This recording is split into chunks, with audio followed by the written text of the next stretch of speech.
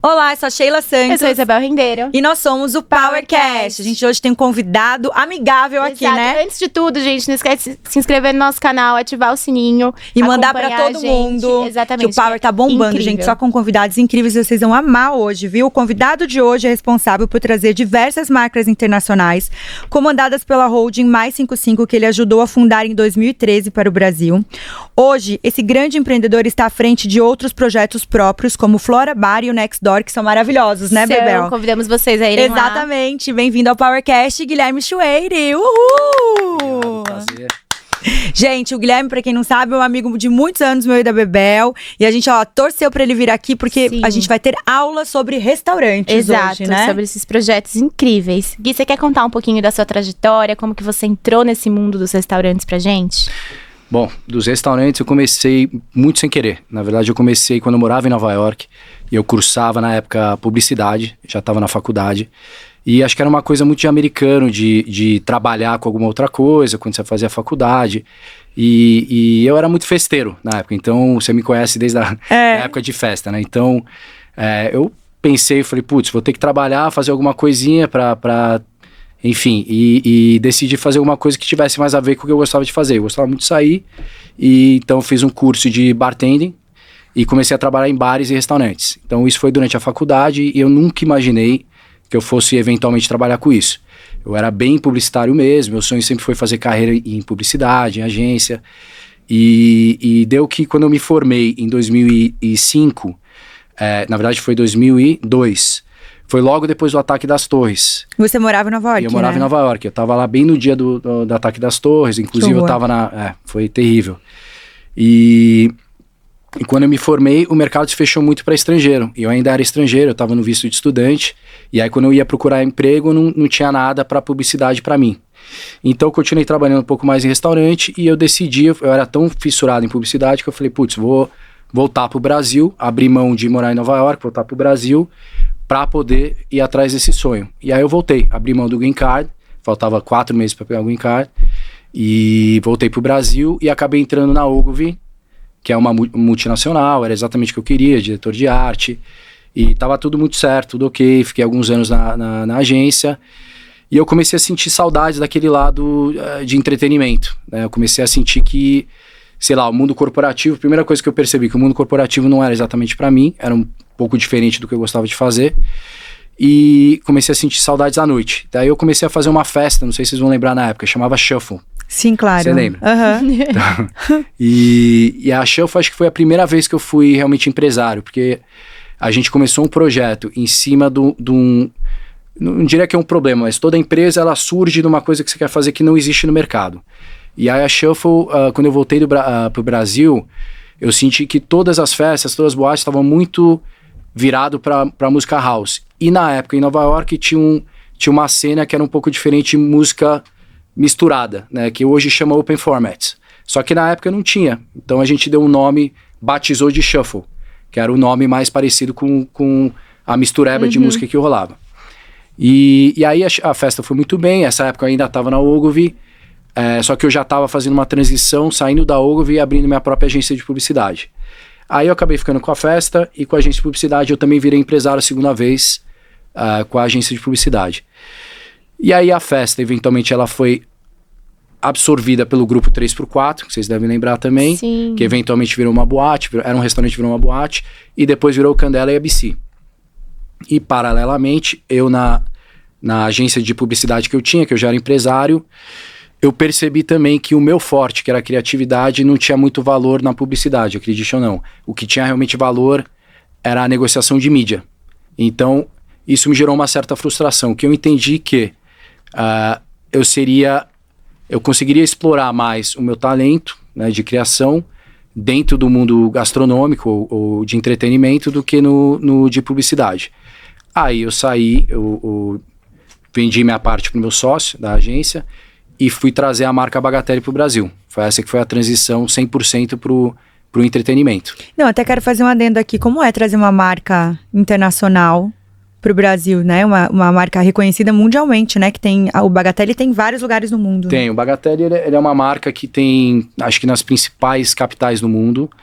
É uma marca que foi difícil adquirir ela para o Brasil, até porque a marca não costuma fazer nenhum tipo de franquia. Só que a gente teve um papo muito legal com eles, houve uma sinergia, e acho que business é muito isso. Às vezes você tem uma sinergia que faz o negócio fazer sentido, né? Então, rolou, né? Em 2008 era o que estava... o Bagatelle, por que também da escolha? Porque em São Paulo, outra coisa que eu notei na época, já era muito forte de balada e começava lá pela 1h30, 2 da manhã, e tinha muitos restaurantes, mas não tinha o intervalo. O pessoal ia fazer esquenta em casa e depois ia pra balada. Então, aí surgiu a ideia. O Bagatelle estava explodindo em Nova York e ele fazia exatamente esse papel de um restaurante mais animado, que pudesse ser esse vínculo entre o jantar e a noitada. E o momento que eu entendi que era um encaixe perfeito, a gente foi atrás, e eu tinha um amigo que morava em Nova York na época, do mercado financeiro, que tinha um relacionamento bom com eles, acabou se aproximando, conseguindo a marca, mas demorou 1 ano, né, para conseguir ter esse papo, depois mais 6 meses para conseguir achar o ponto e tal. É uma coisa muito longa, principalmente quando se trata de uma marca de fora, porque eles têm que aprovar tudo.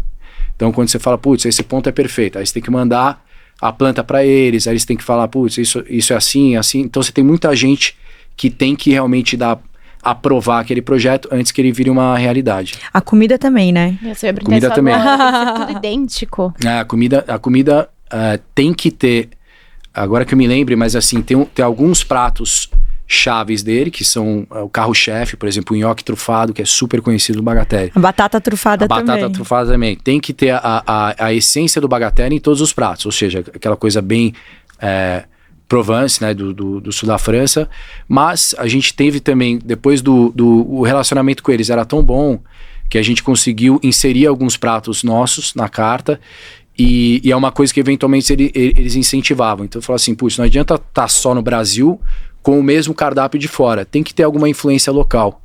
Então eu lembro que a gente fez um camarão flambado com cachaça, era uma coisa que trazia um pouco do Brasil pro lado francês. E aí foi muito bem-vindo, aí funcionou. Que máximo. E aí, eles você começa a montar a empresa, faz a marca, como que é o negócio em si? Eles ficam checando sempre? Eles mandam alguém de lá para ensinar vocês a cozinharem a essência Bagatelle, ou não tem isso? Não, depende muito da marca e do controle que eles têm interno, né? Algumas marcas que a gente conversa, a gente trouxe algumas marcas, algumas delas já são mais estruturadas e outras menos. O Bagatelle, quando a gente trouxe, foi muito antes da grande expansão deles para todas as capitais. Na verdade, eles estavam abertos só em Nova York e, se eu não me engano, Turks and Caicos na época. E aí o de Nova York, eles acabaram mudando a localização e foi bem na época que a gente inaugurou. Então, por um período ali, só tinha a gente em São Paulo e o de Turks and Caicos que pouca gente conhecia.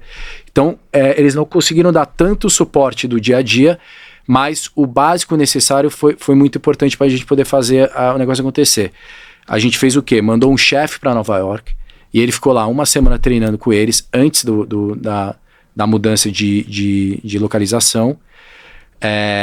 E teve todo um acompanhamento e aprovação na parte de decoração, que era muito importante para eles e tudo. E as receitas deles a gente pegou, o nosso chefe pegou, quando ele foi para Nova York, trouxe de volta. Então a gente teve um começo com bastante atenção e depois eles vinham periodicamente para checar se a marca estava de acordo. E eles, acho que eles conhecem muita gente no mundo, eles são muito bem relacionados, então toda hora alguém ia pro Bagatelle e elogiava ou criticava alguma coisa, e quando era crítica a gente tinha que responder, então tinha algum controle sobre o que estava acontecendo, mas não era, até pela distância, e naquela época a gente, foi bem pré-pandemia, a gente não tinha tanto contato de video call e etc, então acabava sendo um pouco tipo boca a boca que chegava neles, tinha algum tipo de controle. Ah, legal. E em que momento, acho que você comentou dos seus projetos próprios, você sentiu a necessidade de falar, não, vou voltar e vou fazer um negócio sozinho agora? Então, aí o que aconteceu? Desde o Bagatelle, isso foi em 2012, 2013, a gente acabou, foi um sucesso absoluto, aí a gente acabou se empolgando um pouco com o ramo, eu consegui dedicar 100% a ele, fiquei bem à frente do projeto, daí a gente começou a fazer outros projetos, então teve a Santo Pão, que era uma boulangerie, a gente começou... Que eu adorava também. Muito boa. Eu também gostava. E a gente começou a trazer o Burger Joint pro Brasil, a gente trouxe, levamos o Bagatelle pro Rio. E aí o negócio ficou um pouco maior do que a gente tinha planejado quando era a história só de fazer o Bagatelle. E aí a gente virou, esse meu sócio, a gente virou e falou assim, putz, vamos fazer uma holding que vai cuidar de todas essas marcas, assim fica tudo unido, né? Eu falei, pô, legal, gostei da ideia, vamos embora. Então a gente abriu essa holding. Aí desde então, a holding ela ficou por um período focada numa expansão mais agressiva em cima da Burger Joints. Então a gente chegou a ter acho que mais de 10 lojas entre São Paulo, Rio e Ribeirão Preto. E eventualmente a gente levou o Bagatelle para Buenos Aires. Então a gente estava São Paulo, Rio, Buenos Aires. Depois a gente adquiriu o direito de expansão da marca Bottega Bernacca, que é do Perino, amigo nosso. Que é maravilhosa. Era do Perino, que é maravilhosa. Eu era super fã e eu fui lá, tive um papo com ele. Falei, putz, vamos expandir. Aí a gente começou indo para Mauri. Hoje ela tá no no Iguatemi também. E que mais? Aí a gente acabou fazendo Réveillon de Carneiros, fez mais algumas outras, tô até esquecendo todas as marcas. Adoro, né? Porque tudo que o Gui vai falando, você vê que eu já sou amiga dele tanto tempo que eu já embarquei em todas, né? Eu abri o primeiro Réveillon em Carneiros, que, gente, é maravilhoso esse Réveillon de Carneiros. Eu sugiro pra quem nunca foi, vá, porque é maravilhoso, uma estrutura assim, fora que lá é lindo, né? Só pelo visual, as festas são incríveis. Tudo que você faz sempre é muito incrível. Até quero fazer um adendo aí. Empreender em restaurante, quando você começou a entrar nessa coisa de restaurante, que começou a tomar essa proporção, quando você virou a chave e viu que empreender em restaurante era legal? Tipo, eu realmente empreender com restaurante, começou em festa, aí foi pro restaurante. Como que vocês faziam essa escolha? Vamos empreender em tal ramo, que é mais de restaurante italiano? Ou como que vocês escolhiam isso e quando vocês notaram que era um bom negócio empreender com restaurante? Eu acho que assim, o restaurante, ele tem uma... normalmente, não é de lei, né? Não é generalizando, ele tem uma vida útil mais longa. Então, acho que como business, ele acaba sendo uma coisa que atrai mais.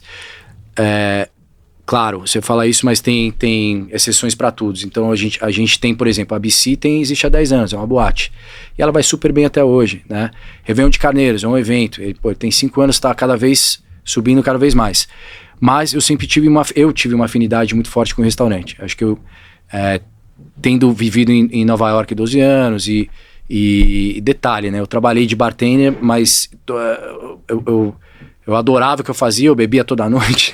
e o dinheiro que eu ganhava, eu saía e ia para restaurante e para mais boate. Então, acho que foi um período muito importante que eu nunca imaginei na época, que acabou me dando muita referência, né? Referência e conhecendo os dois lados. Então, tanto o lado de quem trabalha no restaurante e bar, quanto o lado de cliente. E o lado de cliente em Nova York é tudo muito, né, muito perfeito. E acho que quando eu comecei a mexer em restaurante aqui no Brasil, eu senti uma afinidade maior. Engraçado que eu sou meio dividido dos dois, e o Bagatelle é exatamente um equilíbrio dos dois. Ele é um pouco restaurante e um pouco festa. E é ali que eu fiquei um maior período durante a holding, que eu operei a holding. Então, até voltando à sua pergunta, Bebel, eu esqueci. Quando que eu dei... negócio próprio. Comecei a falar, falei a história. Quem já tacou de perguntas uma atrás da outra, né? Então, assim, o que aconteceu? Na pandemia, eu já estava operando as marcas faziam, acho que 7 ou 8 anos que a holding existia.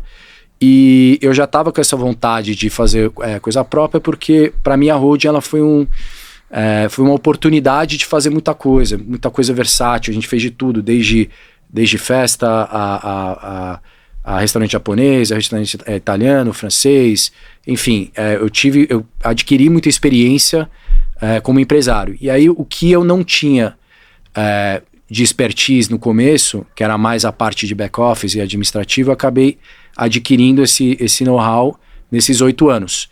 Então eu me sentia mais pronto para começar a fazer tudo sozinho. E acho que uma parte que sempre me frustrava um pouco é essa coisa de ter muito sócio. E quando você tem muito sócio, você não tem total autonomia do negócio. Então, acho que foi daí que eu comecei a ter esse desejo de voltar a fazer as coisas sozinho. E aí, na pandemia, surgiu que, tipo, você acabou pensando na vida, ficou 2 anos ali pensando e remoendo, e aí eu tive a decisão final de realmente sair da operação, continuo de sócio da holding, e ajudo no que precisar, mas resolvi fazer projetos próprios. Legal, e aí o Flora é o seu bebê mais novo. Flora é o bebê mais novo, o Flora acho que foi o primeiro que eu consegui ter 100% de autonomia e o resultado tem sido incrível, então tenho muito carinho por ele.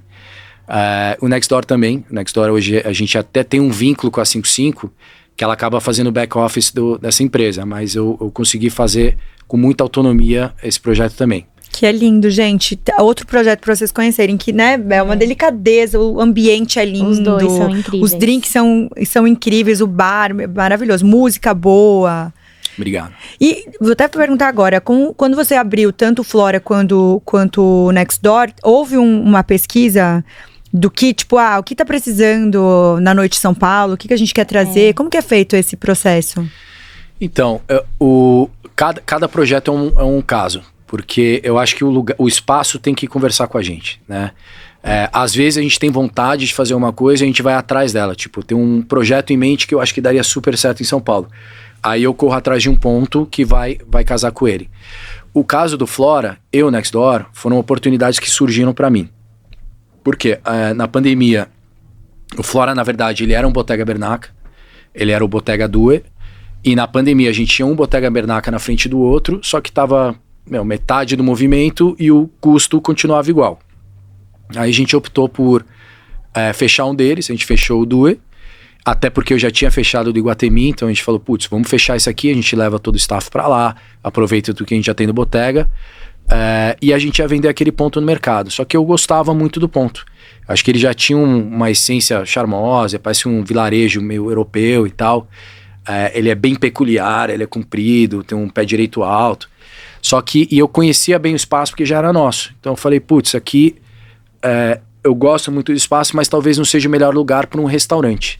Se eu conseguisse transformar isso aqui um pouco mais de energia, tipo de bar, deixar ele um pouco mais sociável, aumentar um pouco mais a música e servir um coquetel, focar mais em alta coquetelaria, eu acho que funcionaria super. Então esse foi o processo de chegar no Flora. A primeira decisão foi transformar num bar.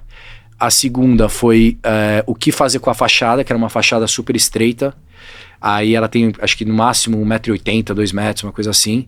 Então você acaba, apesar de estar no jardim, você está na paz de João Manuel com a Lorena, você acaba perdendo o passante. A pessoa que passa em frente, ela não vê o lugar, é muito estreito. Uhum.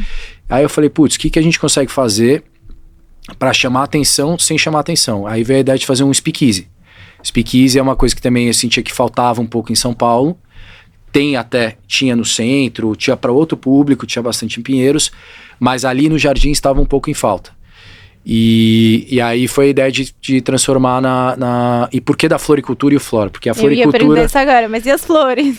Então, as flores surgiu porque eu queria fazer um speakeasy, mas a ideia era abrir de brunch sábado e domingo. Então eu queria manter a luz natural na frente. Aí eu falei, putz, o que eu consigo fazer na fachada para parecer um outro empreendimento, só que sem tapar a luz? E aí veio a ideia da floricultura, e por isso o nome Flora.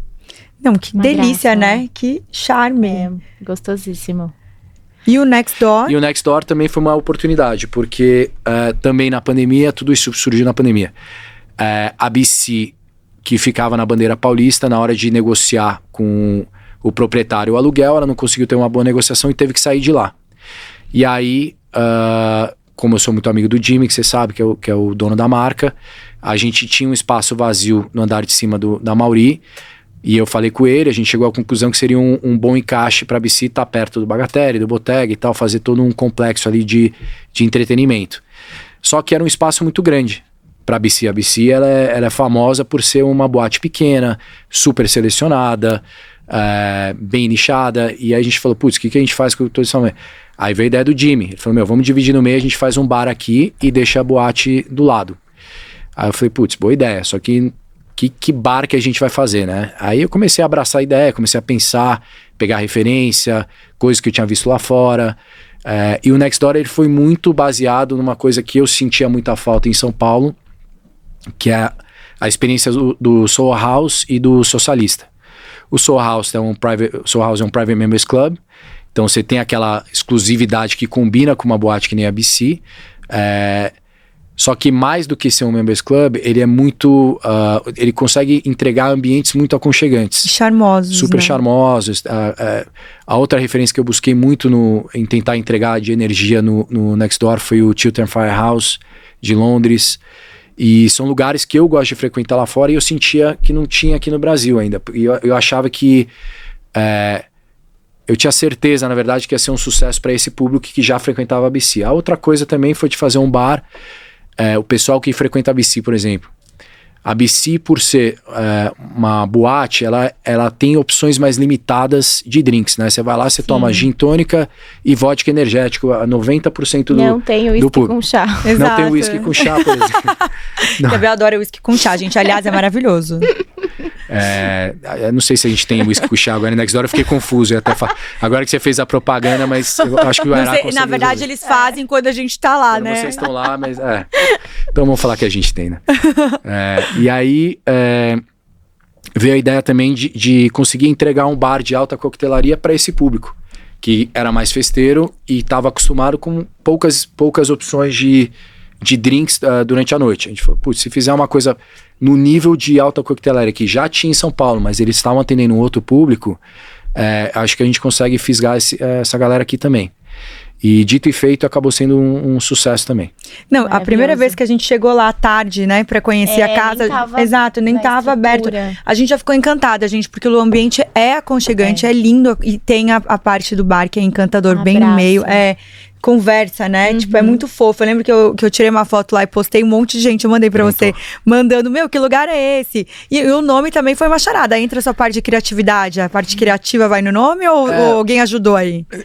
Agora eu nem lembro quem foi, acho que não fui eu. Foi alguém que sugeriu. Mas eu gostei muito do nome porque a ideia foi ser despretensioso. Então, como a gente já tinha um Bottega Bernaca, um Bagatelle, um Grand Barbenac embaixo e uma BC, tudo no mesmo endereço, a gente falou, vamos fazer um puta bar e chamar de Nextdoor, tipo o vizinho, vai lá no vizinho, entendeu? Vou jantar aqui e vou no vizinho tomar um drink. E aí achei que encaixou muito bem. E aí tem uma outra curiosidade que acabou funcionando muito pro Nextdoor, que é o elevador na calçada. Tipo, é uma coisa muito estranha, né? Você fala... Mas é muito legal. É muito legal. Isso sim é muito speakeasy, né? As pessoas ficam tipo... Exato, tem um elevador Uma amiga minha foi me encontrar lá, mas... É na porta do elevador, você fica meio tipo, como assim? Você tem noção, no projeto, eu tinha uma placa com a logo do Nextdoor que deveria ir na frente do elevador. Mas no decorrer ficou tão speakeasy o negócio que eu falei, será que precisa mesmo? Fica uma estranheza. Você pega até hoje grandes referências nova-iorquinas, né? Muito. Também, porque isso é muito Nova York, né? Muito. Porque, tipo, Nova York, você entra num lugar, quando você vê, você tá em outro lugar, aquelas cozinhas que você entra, tem um negocinho aqui que você acha que é um cachorro quente. Aí você entra, você passa numa cozinha e de repente você entra num mega restaurante incrível, chiquérrimo, você fala assim, gente, de onde surgiu isso? É incrível. E assim, o Nextdoor tem essa coisa, você entra no elevador, pra onde eu vou? Aí sobe, tem um lugar lindíssimo. Com 2 ambientes. Exatamente. E agora a gente tá conseguindo operar o Nextdoor junto com as noites que tem BC. A gente tá levando ela até mais tarde, que era uma coisa que no começo era muito importante pra mim, separar bem a experiência dos dois. Porque senão você ia acabar virando... vou no Nextdoor o dia que a BC abre. Entendeu? Aí é só fortalecer esse dia. Aí eu falei, no começo eu falei, não, vamos separar bem. Aí a gente conseguiu trabalhar por pelo menos uns 6 meses. 6 meses não diria, até menos. 4 meses... uma experiência totalmente distinta da outra, então tinha entrada diferente, saída diferente, a pessoa que estava num não podia transicionar para o outro, era até um problema, porque todo mundo queria passar e tal, e a gente chegava ao ponto de tipo, o cara que estava fazendo o esquenta no Nextdoor, queria entrar na boate, ele tinha que dar a volta no quarteirão, chovendo ou não, para poder entrar na BC. Aí começou a ter grandes problemas. A gente teve grandes problemas, era importante, acima de tudo, se estabelecer e ter vida própria. Eu acho que isso foi uma coisa que eu queria priorizar no Nextdoor. Uma vez feito, quando a gente percebeu que realmente tinha um público próprio, até tinha um pessoal fazendo esquenta para BC, mas as outras noites estavam tão fortes quanto, aí a gente ficou mais confortável em poder juntar a experiência. E aí cria um diferencial maior pra boate, né? Porque quantas boates você tem que tem um bar lindo, tipo, meio secreto. Aí ele vira o bar secreto da boate, né? Então aí a experiência ficou bem diferenciada agora. Que demais. Gui, uma dúvida. Qual que é a maior dificuldade na questão de equipe? Assim... Tipo, porque você tá lidando com pessoas. Lidar com pessoas já é uma coisa muito difícil, né? Mas acho que o meu ramo não tem como fugir disso. É serviço, é entretenimento. Então, assim, a gente lida com muita gente. São personalidades diferentes. Acho que a maior dificuldade que eu tenho de verdade... Então, é uma boa pergunta. Acabei de passar isso num dos restaurantes. Quanto mais qualificado a pessoa no sentido de personalidade, que eu gosto muito, eu gosto de atendente que chega, conversa, que é desenrolado, ele transmite uma energia pro cliente, que o cliente sente à vontade.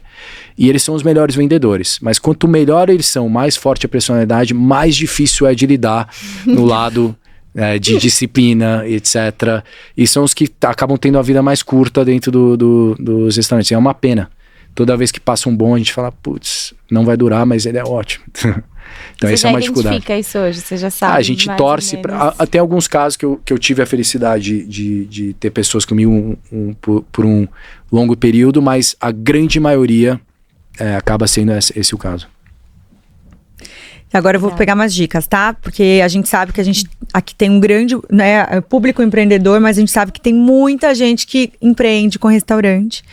E você começou do zero, né, com o restaurante, saiu de uma transição aí.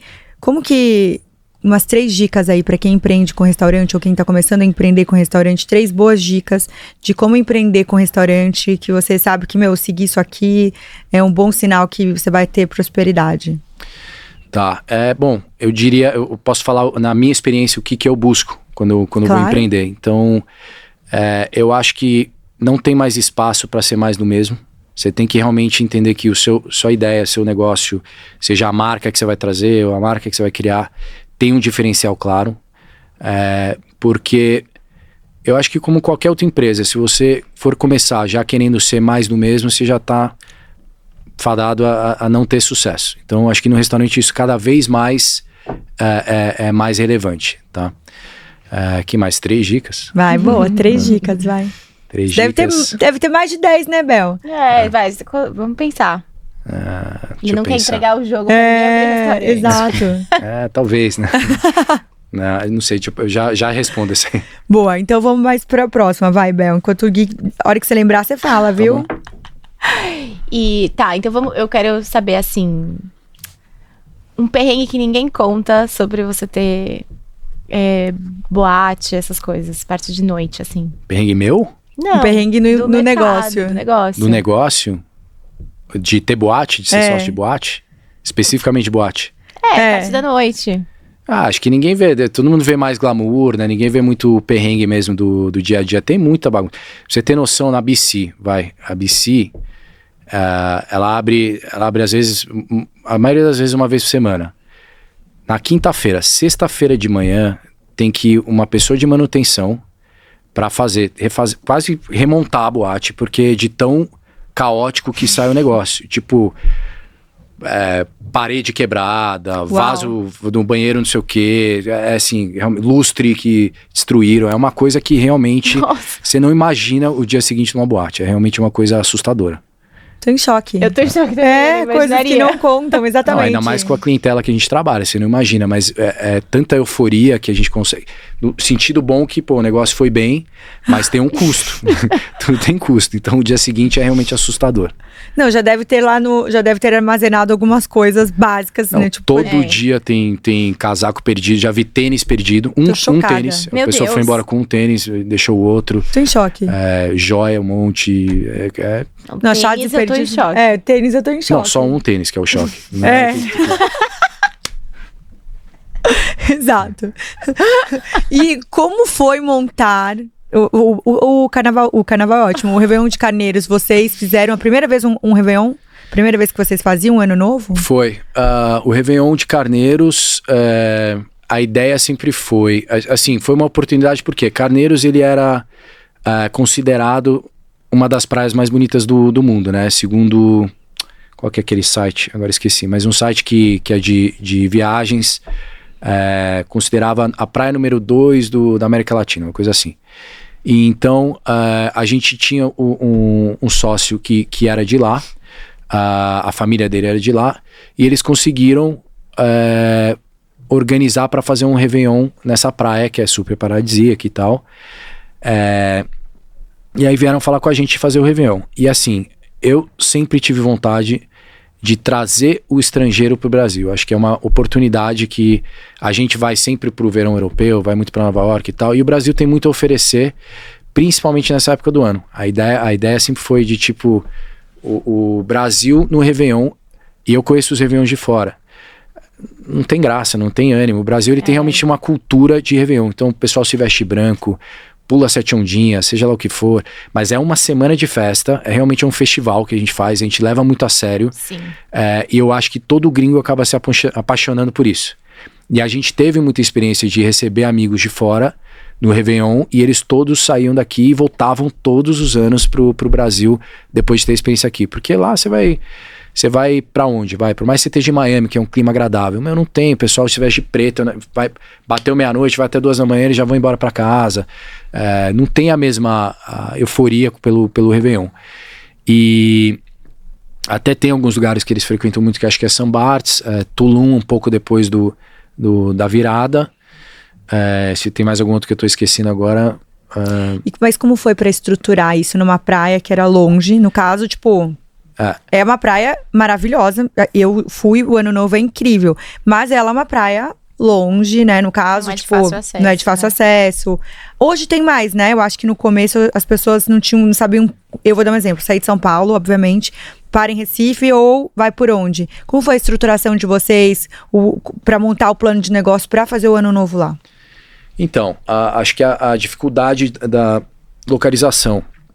A única razão que a gente conseguiu executar é porque tinha um sócio local. Então ele conseguiu montar toda a logística durante um ano.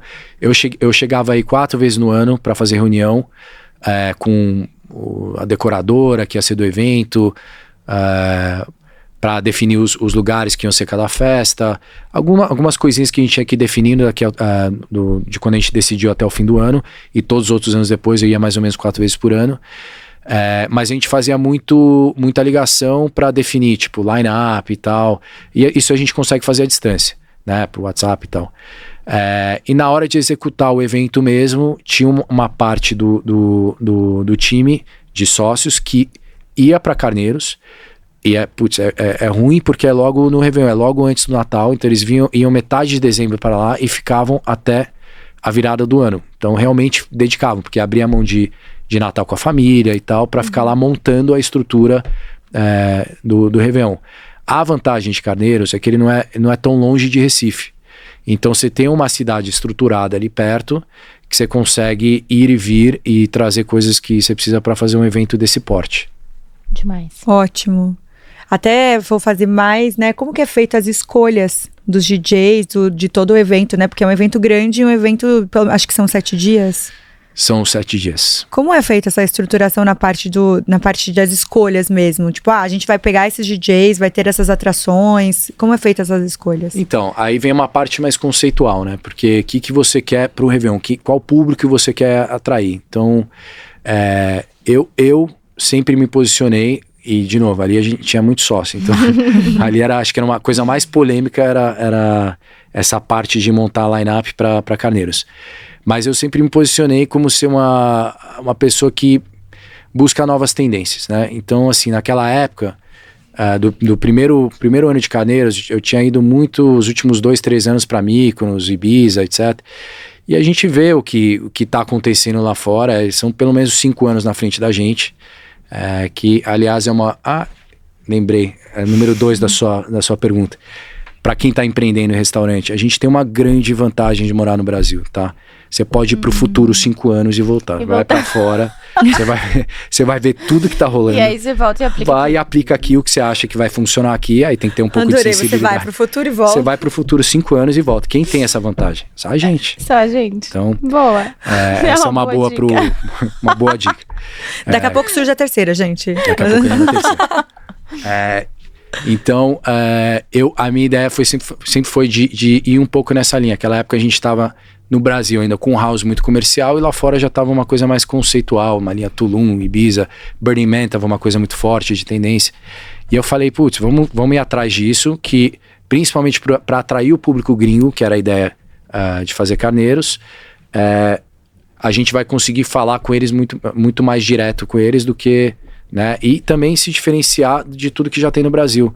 Porque chegou uma hora que todas as festas aqui estavam o mesmo line-up, os mesmos DJs e tal. É que eu acho que os artistas, eles vêm pra cá e aí eles já se bucam em vários destinos, né? Tipo, Então, eu percebo às vezes umas coisas assim, tipo, sei lá, o meu Réveillon vai ter tal. Aí eu vejo que no outro também, só que ele vai estar em dias diferentes. Tipo... Então, acaba sendo assim, por mais que a ideia era essa, é mais difícil executar. Por quê? Justamente por isso. Um DJ de nome... ele acaba vindo pro Brasil quando ele tem uma tour, né? Então ele já tem algum lugar bucado e ele vai acabar fazendo a semana inteira, ele vai acabar indo em vários lugares. Se você for trazer ele sozinho, você vai pagar uma fortuna, entendeu? Sim. Você tem que fazer todo o rolê sozinho. Descobrimos o segredo do Réveillon. Então acaba sendo... por mais que você queira se diferenciar, acaba tendo muito do mesmo por causa disso. É que os artistas que estão aqui no Brasil que a gente acaba bucando. Entendi. Mas eventualmente o Réveillon de Carneiros ele acabou criando uma identidade própria, que ele virou um pouco do conceitual, um pouco da brasilidade, que eu acho que é legal também pro estrangeiro que tá aqui sentir um pouco da música local. Não dá para ser 100% o que eles escutam lá fora. Acho que é um pouco do raciocínio do Bagatelle, pô, tamo lá, vamos entregar um produto de qualidade, mas tem que ter um pouco da influência local. Então acabou virando um pouco disso. Demais. A gente tem que entrar nas powers. Tem que. Ai, gente, como passa rápido. A gente agora são as powers, aquelas perguntinhas rápidas. E surpresa. Então vamos lá, e surpresas. Boas perguntas, hein? Vamos lá. Qual a estratégia de sobrevivência dos restaurantes em tempos difíceis? Bom, específico. Eu tenho que falar rápido ou não? Não, mas... 5 segundos. Você não precisa falar Posso rápido. elaborar? Pode elaborar. Tempos difíceis, fácil lembrar na pandemia, né? A gente passou acho que maior dificuldade que poderia passar. A estratégia é sempre encurtar custo, né? Não pode ter o mesmo custo do negócio. Quando ele está operando, ele está indo forte, ele tem que ter um custo proporcional. Se ele está indo pior, não está performando tão bem, você tem que reduzir bem o custo. E buscar estratégias. Tem que ser criativo. Acho que você tem que ter humildade de entender o que está errado no seu negócio. Principalmente no começo, quando você inaugura uma marca nova. Porque muitas vezes você vai visualizar uma coisa e na hora de entregar e executar, ela vai pegar um formato diferente. E não é necessariamente uma coisa ruim. Acho que ela pode ser até uma coisa melhor, mas se você não reconhecer e abraçar aquilo, você vai perder a oportunidade. Então, tem que ter a humildade de entender o que está errado, o que é de fato o seu negócio. Por mais que você queira uma coisa, às vezes ele é outra, e saber se adaptar. Você não pode ser tão rígido com o seu posicionamento. Tá vendo? Boa. Responde rapidíssimo. O Gui tava hoje nervoso, gente, porque é o primeiro podcast dele, né, Bebel? É o máximo. Vindo aqui, ó. Vindo aqui. Quero fazer uma pausa pra ele dar uma respirada enquanto isso, pra gente falar do nosso patrocinador, 067. A gente queria te presentear com esse vinho maravilhoso, que é o Itapega. É um Pinot Noir, mas gostamos. Leve. Gente, confere aqui no nosso QR Code, pode entrar lá, vocês vão cair direto no site deles, tem uma variedade imensa de rótulos e eles entregam na sua casa. Exato, gente, vem com a gente no 067 que só tem vinho maravilhoso, tem champanhe, tem vinho rosé, tem vinho branco. Pra todos os Exatamente, gostos. Gente, tanto vinho brasileiro quanto vinho estrangeiro, vocês vão amar, de vinícolas pequenas. Quem não gosta de tomar um bom vinho, né, Bebel? A gente adora. E quem ama empreender, a gente sabe que gosta de abrir um vinho, gosta de trabalhar, né? Gosta de estar no computador, abrir um bom vinho. Então, entra aqui no nosso QR Code, acessa que vocês vão amar 067. E bons negócios sempre são fechados com um bom vinho, né? Exatamente. Então, vamos lá, Bebel. Vamos lá, Gui. Complete a frase. Toda sociedade é... Toda sociedade é uma família. Boa, muito boa. Boa. Até queria perguntar para quem, né, começa a empreender, que tem aquela dúvida, empreendo sozinho, empreendo com sócio? Você que teve já bons sócios, teve bastante sócio e teve também agora tá empreendendo sozinho, como é escolher como que você faz essa escolha de um bom sócio? Como que você faz essa triagem? Então, a decisão de ter um sócio, na verdade o sócio ele tem que ser sempre uma pessoa que te agrega. Acho que um erro muito comum é a pessoa ter sinergia com alguém e falar, vamos ser sócio, porque eu sou seu amigo, a gente tá bem, tem a mesma energia. E essa não é necessariamente a melhor saída. Acho que você tem que achar pessoas que te complementam, né? Mais do que ter uma sinergia. Então, e isso vai ser muito relevante. Talvez no começo seja mais fácil quando você tem uma energia que bate e tal, mas ao longo dos anos vai ficar mais fácil de você definir os papéis dentro da empresa. Um não vai atravessar o outro. Se os dois são bons na mesma coisa, naturalmente os dois vão querer resolver o mesmo problema. Então, você precisa procurar sócios que te complementam. Ótima resposta. Boa! Nossa! Treinou. Há algum negócio que você não entraria como sócio de jeito nenhum? E por quê? Vários. Vários. Acho que o que eu mais falo é não para negócio. E isso é muito importante, você tem que saber falar não. Por mais que seja tentador, às vezes a ideia parece ser boa, tem que realmente entrar nos detalhes, entender, assim, desde a parte de decidir se é um bom sócio para você ou não. Acho que muita coisa que envolve, a maioria das vezes eu falo não. A grande maioria. O que fazer quando você... Vai lá, o que é preciso avaliar para abrir uma filial? Uma filial? No meu caso, eu busco marcas que eu consiga fazer uma expansão. Eu acho que isso é o mais relevante quando você está buscando uma filial. Ou seja, você entender que, no caso do Burger Joint, por exemplo, a ideia sempre foi de trazer para o Brasil porque seria uma marca que a gente conseguisse fazer uma expansão mais agressiva aqui. A gente está falando de uma hamburgueria, um ticket médio mais acessível, está falando de não é um monoproduto, mas também não é uma operação muito complexa. Então ali sempre pareceu pra gente ser uma marca interessante para trazer para o Brasil. Fora isso, uma marca que tenha muito diferencial. No caso do Bagatelle, por exemplo. O Bagatelle ele é o band-aid do restaurante que vira festa. Quando você quer falar esse termo, você acaba falando, tipo um Bagatelle. Né? Não tem um outro... Então ele acaba sendo uma marca que realmente vale a pena você adquirir, você pagar, por exemplo, você tem que pagar luva, tem que pagar royalties para ter essa marca, ela faz sentido.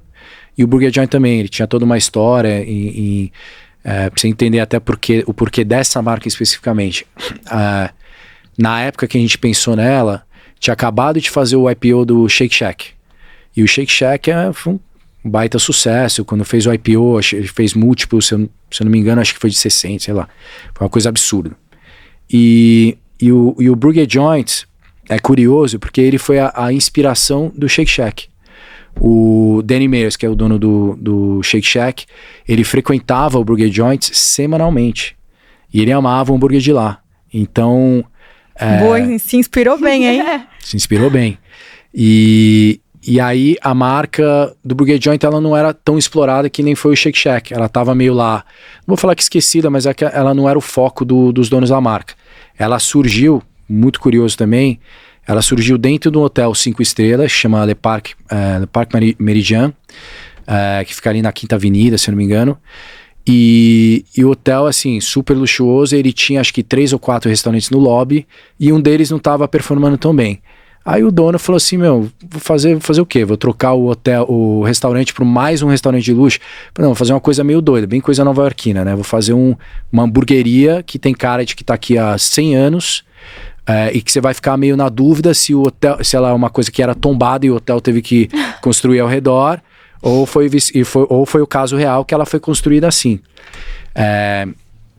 Então, e a outra curiosidade da marca, então ela acabou virando, sei lá, um cartão postal. Todo mundo que ia pra Nova York acabava indo no Burger Joint, era super legal, tinha uma fila enorme na porta, aquelas coisas que virou quase de turista. E a outra curiosidade é que ela foi avaliada, acho que por 12 anos seguidos, como o melhor hambúrguer de Nova York. E era muito autêntico naquela época, porque tinha um negócio que chamava Zagat. Zagat era o guia de restaurante de Nova York, e ele tinha uma votação anual que ele mandava. Naquela época não tinha internet, então não tinha nem como burlar o resultado, colocar robozinho, sei lá o que o pessoal consegue fazer hoje.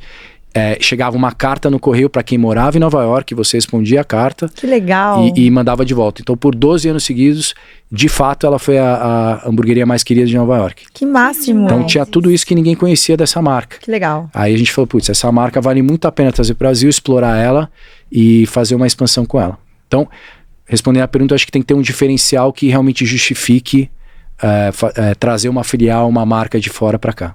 Adorei. Muito obrigada. Gente, que delícia. Boas dicas, Gui. Onde achar você na internet? Passa seu Instagram, dos seus negócios. Tudo. Onde a galera que tá assistindo a gente acha o Guilherme? Instagram, né? Gui Chueiri. Chueiri, C-H-U-E-I-R-E. Boa. E os restaurantes? E os restaurantes, cada um tem um perfil individual. Então... Pode passar todos. Depois eu... Os que você quiser agora, passar. De cabeça? Ixi. Só o Flório Next Door, vai. Te ajudo Fora menos. Bar. Agora não sei se é ponto SP. Lá no seu Instagram também tem, né? Tem no meu Instagram, boa. Gente, na bio do Gui tem os restaurantes e a gente vai deixar também aqui na descrição. Gente, muito obrigada por hoje. Exatamente. Eu não consigo começar falando, vai. Obrigada por hoje, gente. Curtam aqui, compartilhem, se inscrevam no nosso canal. Ativa o sininho e comenta bastante. Comenta, manda pra todo mundo. Sim, tiver dúvida sobre restaurante, gostou aqui do nosso bate-papo, pode deixar aqui no comentário que a gente faz um plus com o Gui, ele responde mais. Eu acho que tem bastante coisa a ser explorada, infelizmente é 1 hora só de podcast, né? E tem bastante negócio dentro de um restaurante pra empreender. Então, muito obrigada por hoje, compartilhem com todo mundo e não esqueça de ligar o sininho, né? Exato, acender aqui, ó. ative o sininho Ativem. e até o próximo episódio. Até a próxima, gente. Tchau. Tchau.